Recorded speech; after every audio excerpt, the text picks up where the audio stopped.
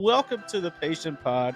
It is episode number 13. That's 1-3. We're here. So today we're going to go over what the heck do us chiropractors even do?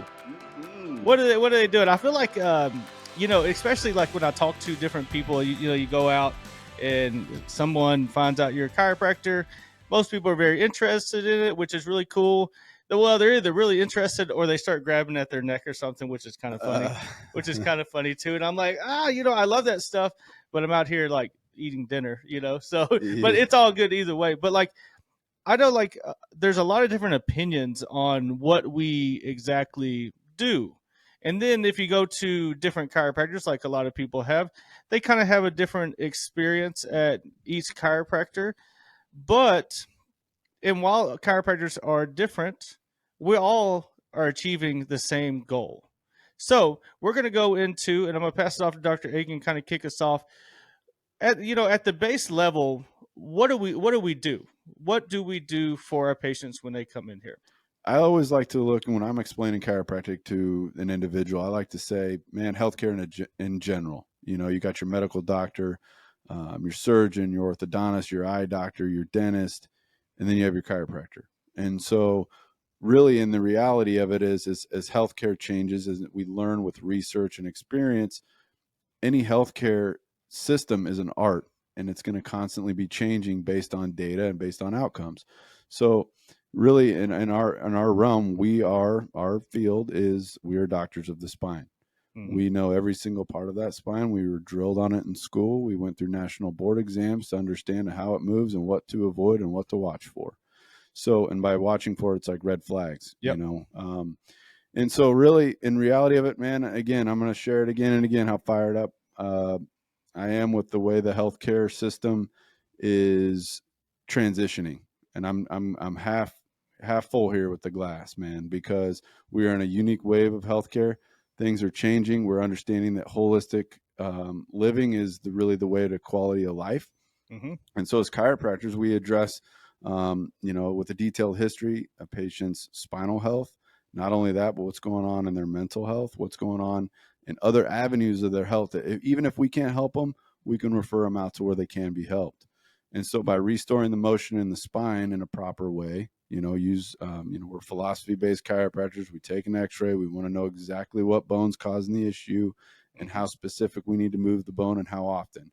And so chiropractic is more than just a snap, crackle, or pop. It's really just like your mechanic looks under your hood. When we're looking at that x-ray, we're saying, okay, here's what's causing your issue. Here's what could be happening down the road if we don't do something to correct it. Yep, absolutely. And so like with the vertebrae, a lot of people think about the snap and crackle and the bones moving around. But what a lot of people don't know is all the sensitive structures that are within the spine. You got your spinal cord, you got nerves that come off those things, and you can't do anything in life if you're moving. Well, even if you're laying down, you're still using your spine. So your spine is a very important aspect of everything that you do.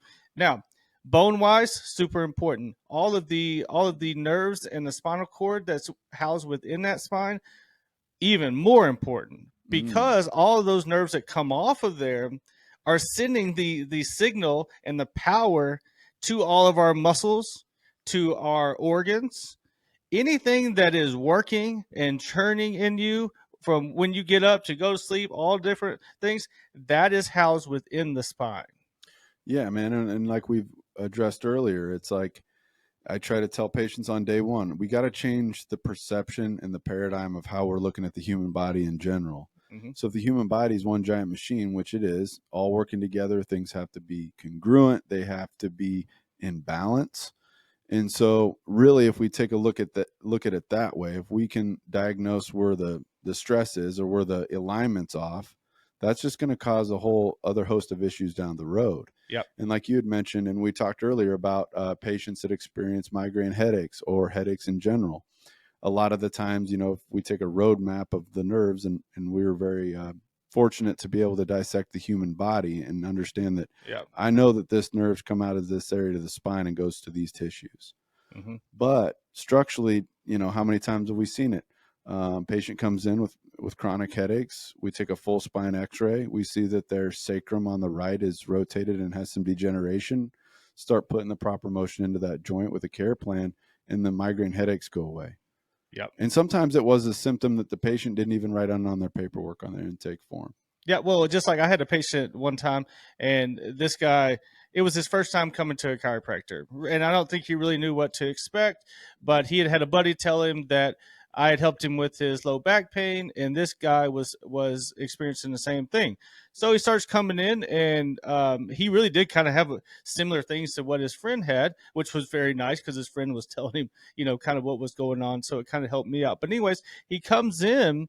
And about after 3 weeks, he's like, Doc, does the adjustments help out with constipation? And I looked at him, I was like, it definitely can. It definitely can. Now, when I say this, constipation is not only due to interference within the spine. There's a lot of different reasons why someone can be constipated. But in his case, the way that his spine was functioning was not only making his back hurt, but it was also affecting his organs because the nerves that come off the spine, they innervate, which means they plug into the organ, into our small intestine, stomach, all those different things. And it's what gives them the power to move. So he was actually not able to have normal bowel movements because of the condition that his spine was in. Now, I would bet that it was probably first he had back pain and things were messing up, and then it just led down that road to eventually that was happening. He probably didn't know what was going on. But with those adjustments, he didn't come in for that. But that is something that helped him out, which is so awesome and really cool stories. Yeah, man. And that's the beauty of our profession too. It's like, not only was the nerve compression that comes out of his lumbar spine going to his intestines affected, but then he might have had some mental stress. He might have had some diet changes he needed to make. So he's got 6 different stressors invading that system. And like you had mentioned, and we don't want patients or the population to take us wrong here, but our job's not to chase your symptoms, because the body's a big puzzle. It'll tell us what we need a lot of the times with your history exam and your x-ray. Mm-hmm. And then we start restoring motion into the spine, which is taking lactic acid out of those joints, taking out inflammation. Patients are feeling better because the same hormones, due to the compression on those nerves of your lumbar spine, are released. It's again going back to the nervous system. So stress is stress. So the same type of hormones that are being released are the same hormones released in your mental stress, same hormones that the chemicals in the food that from Mickey D's are causing to your guts. It's all stress. And if we can eliminate some stress, then we feel relief. The slightest amount. I mean, how many times on day one you just give some relief treatment and you see the patient light up? Yep, makes a big difference. You've eliminated a component of stress from their body. And the difference, but the understanding of chiropractic needs to be that if we can analyze the spine altogether and we can eliminate pressure and noise throughout the system, pressure and noise being stress, whether it's sitting, looking down at your phone, those are all causing imbalances and pressure and stress on your spine. Yeah, and when Dr. Agan, just kind of clear this up for everyone, when Dr. Agan talks about stress, it's not just mental stress. It's stress being put on the body for whatever reason, whatever you do day to day, sitting, digging holes, whatever it is, those are all stressors to the spine and to the nervous system.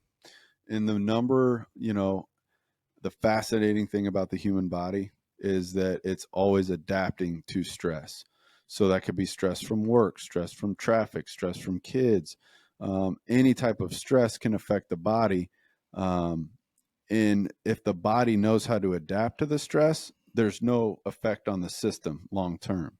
And I think chiropractic in itself restores motion into the spine, yes, but it makes the spine more resilient and able to adapt to stress. Yep. And so what happens if you can't adapt to stress? What happens if you can't adapt to emotional stress and then you move on with life? It resides in the body. Yep. The same with physical stress. So the body can't tell the difference, but if we can eliminate one aspect or area of that in a specific, appropriate manner, the quality of life improves tremendously, man. Absolutely. So with chiropractic, and I also get this question, and this kind of goes into what do us chiropractors do?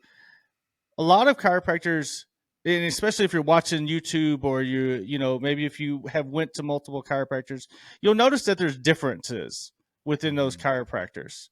Now, are all those chiropractors doing different things? and trying to achieve a different goal?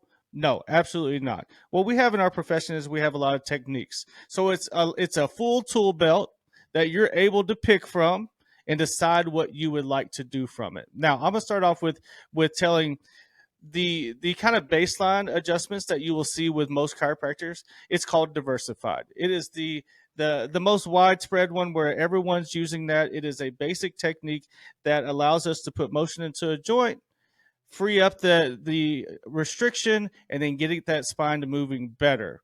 There's also things like everyone says, well, what's that pop gun that people use? That's a specific technique that people use as well. So when it comes to all these techniques, they're all going after the same goal. It just depends on what tool they want to use at that time. No doubt. And like we've, healthcare, the healthcare realm, healthcare is an art, and every chiropractor has a different philosophy of how they go about things. It's just like a Major League Baseball player with different stances. Yep. But at the end of the day, they're all slinging it to the same slot to make the proper contact to the ball. Yep. And so what we do as chiropractors is we use all the knowledge and understanding and then the practice. So like we've mentioned, we're close to 10 years in practice. We've seen a lot of patients. We've seen how patients progress with specific conditions. That's why they call it practice. And so what we do is we understand and we use all of that knowledge to give us the appropriate treatment protocols to help that specific patient. And like you said, there's multiple ways to get the job done, as long as it's done in a philosophy-based way and understanding that there's an outcome, there's an end result where we're striving to, and then just be, as chiropractors, we're very up close and personal with our patients. Mm-hmm. A very warming feel. I had a patient mother brought in her two sons, and towards the end of the third or fourth visit, she's like, I just got to tell you, there's something about you chiropractors. Majority of you that I meet are happy, you're glowing, you love what you do. And I just sat there and I took it in a little bit, but then I understood, you know what? It's because it's real. It's because we live it. We feel good. It's good to be healthy. It's good to do, holistic living things. You feel better. Yep. And it's kind of like we have this secret that we're just trying to share to everybody. Hey, you can live this amazing life and feel good. And chiropractic is one of many things. But going back to techniques, that's it's all on philosophy and it's all on, the art form. As long as you're getting results, man. Yeah, and just like me, being in practice this long, my techniques have modified over the years. I do mostly probably 80-85% the same, but just like any profession, you're constantly learning, you're constantly figuring out new things, and also you're getting taught by the patients as well. Yeah, a patient will come in. If you've been in practice for 5 years, you're going to get something new. So then you got to figure out, what, it's all critical thinking and problem solving. Mm-hmm. So you have to use your different techniques that we learned at school in order to get to every patient's need. Yeah, and I'll never forget. Shout out to Dr. Montgomery, the best, one of the best professors Yeah. I ever had, and we had an extra credit assignment where we took a piece of human hair and you put it basically on the table, and you had to put regular sheets of paper over it, like computer paper, stacked on top of each other, and you had to see how many stacks or how many pieces of paper you could lay down and still feel the hair. And he had it was like 46 pieces of paper for him. Yeah, he was pretty good. And I'll never forget, I'm sitting there freaking moving my hand around the paper trying to feel after like 10 pieces of paper. And he's like, "You're pressing too hard." And he said, "The lighter you touch, the more you feel." Ooh. And changed the game for me, dude. Yep, absolutely. And that's what when we're running our hands down a spine, examining a patient, the lighter the touch, the more we feel. And it's like over time, it becomes like a magnet. A lot of the times in the OG chiropractors talked about muscle tone and that being a state of health on when to adjust or when to not to adjust. And I love old school chiropractic. We're not upper cervical docs like the original chiropractors, but I'm so grounded in their philosophy because of how ahead of their time they were. If you break down chiropractic, it's done by hand. Yep. So really cool story I had. Older couple that came into my office, just true love is what you would see every time when they would come in. Just came in together. He'd open up the door for her. He was a very quiet man. His name was Sal. and him and his wife would come in every 2 weeks and get their tune up, and she's, you know, definitely the light and the energy in the room. Mm-hmm. But you can just tell he was always paying attention and he was always listening. He did have some hearing aids, had some hearing problems, so he was always very quiet. But there was one day Sal came by himself, and I got him adjusted, and it was, you know, a great adjustment, very in tune. He sits up and he said, "You know what? I got to tell you something." And for me, it was like, man, Sal's talking, Got something to say. Sal's speaking, and so I was, you know, I really took in what he said, and man, it changed my outlook on practice and what we do as chiropractors. But you know, Sal was a big time Italian, and he's like, you know, I come from an Italian family, and let me tell you something: us Italians love physical touch. It's a love language to us, and never underestimate the power of your intention and the love and energy that your patients feel, because I can feel it because Mm-hmm. you're present. And man, that just it changed the game for me. But just to really appreciate every single patient that walks in, just the opportunity and that connection and what you could do in that moment to help them in their future, man. There's nothing like it. No, there's not. And those are the stories that and we should be better at telling those stories, because those are Mm. stories that we sometimes maybe take for granted because it happens a lot. But those really are one piece of truly why we are the way we are, why we do the things that we do, because of those interactions, because of the the way that patients influence us and we influence patients, and all those different things boil together and really contribute to a ton of happiness, especially for us and what we do with our jobs.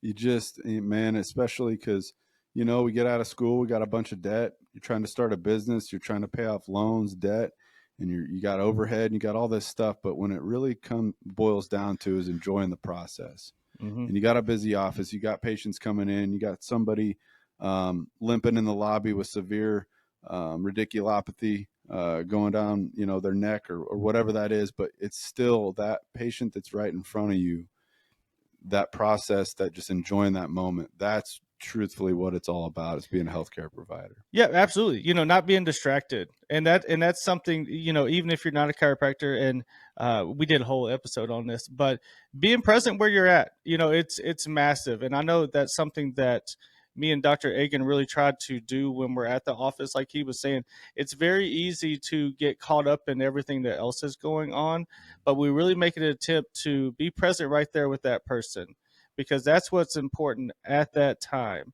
We're giving our full attention, we're using everything that we have in order to help that patient out. And I think one of the biggest things is, we talk a lot about kind of how we help out patients, stuff like that. These patients help us out Heck yeah, each and man. every day. Each and every day. I mean, I talk to my patients, and how they respond to us, how they talk to us. All these different things are massive, and have been very helpful and very encouraging throughout my short career for right now.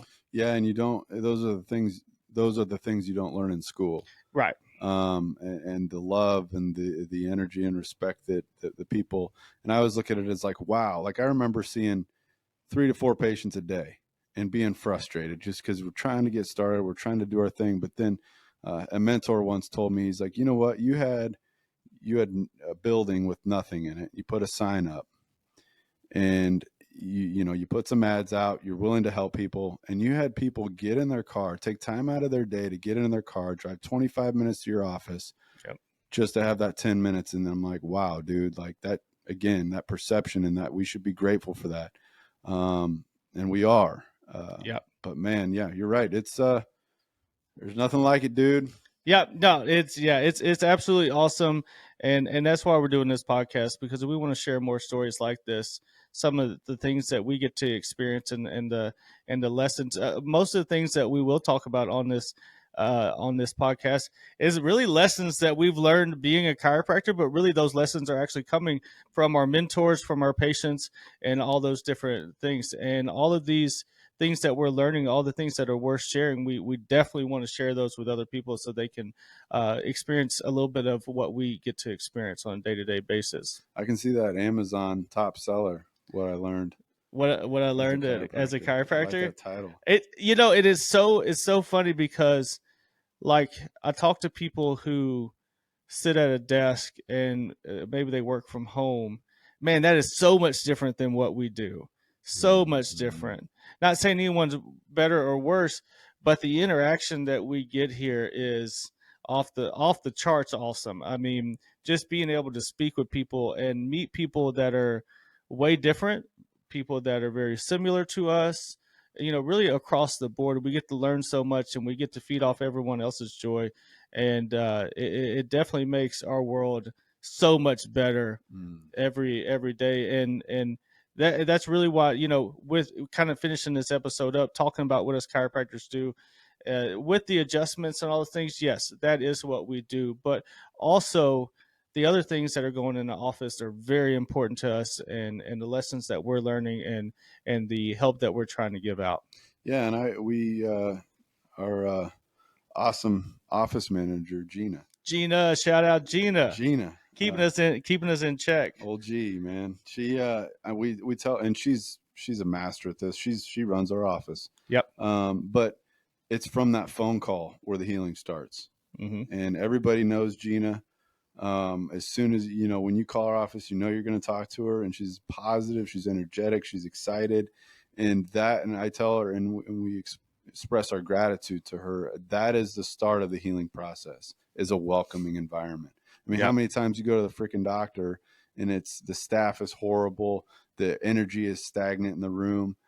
Most healthcare providers don't understand that's part of healing, dude. Mm-hmm. We got essential oils, we got good music going. We want that vibe to be warm, welcoming, and inviting, because if it's not a safe place, nobody's going to have that full openness to heal, man. Yeah, good thing we got Gina. I told her one time that God bless her, because she works with two pretty ADD doctors, Oh and man. trying to wrangle us and keep us on task. And yeah, I've been with Gina before I even had my license, so she's seen me Yeah. as even kind of pre-doctor mode. Yeah. So she knows how I roll. But yeah, and you can't do it without that team effort. No. And yeah, so grateful for what we have here, man. Adding you on in January, we got a good thing going, and we're just excited to share. Yeah, and absolutely. And just to kind of go on that just a little bit more, I worked at a different office, and a lot of times people at a chiropractic office will focus on the doctors, but in what we call our assistants, our CAs, chiropractic assistants, these chiropractic assistants do so much for us, because there's so many things that we are not good at doing, and they pick us up. They help us when we need help. They manage basically everything outside of our treatment table. So definitely shout out to all the chiropractic assistants. If you're seeing a chiropractor and you see those assistants, we just want to let you know how much they actually do and how valuable it is for us chiropractors, because they're basically running our show. They really are, and I mean, we couldn't do it without them. And it allows us to focus on what Yep. we're here for. And another thing too is I don't care how far or how fast and far, and all the F words. I don't care how advanced AI technology gets. We're never getting rid of Gina. I told her she's never leaving, because such a huge aspect. Yeah. And a valuable person in our life to run this office to help be what it is today, man. Yep, So absolutely. Thank you, Gina. Hey, shout out Gina. Gina. All right, so we're gonna wrap up this episode 13. It's the big question: who is your favorite number 13 out there in the sports land? Or whether it's favorite or you just name one. I'll give you a little movie reference, see if you can get it. Hey, Ace, you got any more of that gum? What? You stumped me. What is that? What is that? I'm sure I've seen it. I'd appreciate it if you stay out of my personal life, Dan. What are you talking? Ray Finkel. Who's Ray Finkel? Oh, are you Varsity Ace. Blues? Ace Ventura, Dan Marino. Oh, gotcha. Snowflake. So I haven't seen. I'm not a massive Jim Carrey. Yeah, not a massive Jim Carrey fan, unfortunately. My boy, dude. I know, and I feel like people are either like all in on him or all out. And I've seen almost all of his movies, So it's not like I haven't tried him. He's just not my kind of humor. Yeah, I can see that. I mean, ever since a little kid, just watching him be a goofball and just be himself. I love his viewpoint on certain things, Yep. how he manifests and how he, just the way. Long story short, Dan Marino. I'd say number 13, Danny Marino. Danny Who you got? Marino. I got number 13, old number 13 for the New York Yankees, Alex Rodriguez. Alex Rodriguez. Jimmy the Jet Rodriguez. I don't think he was 13 on the Dodgers on Sandlot. Benny the Jet. Benny the Jet. I said, what did I say, Jimmy? What was Benny the Jet? Benny the Jet. And now pinch running. I feel like he had a blank jersey. Well, he had a blank jersey the whole time, but then at the end he was. That's our tidbit. Maybe we throw in a little foam roller for the viewer. For the viewer that knows Jimmy the Jet. Jimmy, goodness gracious. Benny the Jet. Benny the Jet Rodriguez. Was he number 3? He might have been. I think he was. But it was short. 3. It's right there at the end. I don't even know if they showed the number. I'm not really. Tipping his cat. Do you think? Do you think he had a number when he was a kid out there, or was that a blank? Maybe that was number. I don't remember, man. If you know it, put it down in the comments. We'd like 13's a random number, but 13. Not everybody's a fan of 13. No, I'm not. No, I'm not a fan of 13 either. It's kind of that Friday the 13th kind of stuff. Yeah, weird. Yeah, it is weird. All right, guys. So as always, check us out on YouTube, Apple Podcasts, whatever it is. Make sure you subscribe to both. Leave us a good review. Tell your friends. Tell your family. We love everyone that's listening. It's awesome. This has been a great experience for us thus far. We're continuing to get better, and we appreciate all your support. All right, see ya.